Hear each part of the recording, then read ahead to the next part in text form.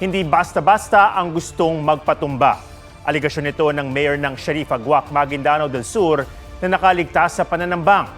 Hulikam ang pagpunteriya sa kanyang sasakyan gamit ang rocket-propelled grenade. May report si June Veneracion. Parang war zone sa Sharif Aguac, Maguindanao del Sur umaga ng January 25. Mula sa minivan, may bumabang lalaki na kargado ng rocket-propelled grenade o RPG. Inasinta ang likuran ng isang SUV. Bulletproof pala ang SUV. Nalulan si Sharif Aguac Mayor Ahmad Mitra Ampatuan. Nakaabante pa ang SUV at nagkaputukan. Huminto ang SUV sa isang kalsada at muling nagkaputukan.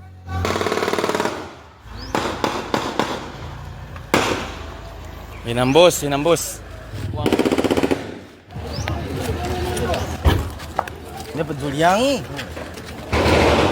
Ligtas si Mayor Ampatuan, pero sugatan ang dalawa sa kanyang security escort. Tumakas sa mga suspect na nasa minivan. Pero naabutan ng mga pulis at sundalo. 3 suspect ang patay kabilang ang nagpaputok ng RPG na si alias Raprap. Nakatakas ang driver ng minivan. Batay sa investigasyon ng PNP, lahat ng 4 na suspect ay magkakaanak. Ini-establish po nila, ma'am, yung pong kanilang pag-establish ng motibo. Kumukuha sila po ng mga ebidensya kung ito po ay mga hired killers. Inaalam din kung paano nagkaroon ng RPG ang suspect na nagpaputok nito. Nalumabas ding may 3 warrant of arrest sa iba't ibang kaso gaya ng murder. Nakita po sa initial investigation na kung bakit po gumamit ng posible ng RPG dahil alam po nila na bulletproof po ang sasakyan. Kung ito ay tinamaan ng solid, mag-iiba po ang kwento ng nangyaring insidente po. Pinasisiyasat ng Malacanang ang pananambang.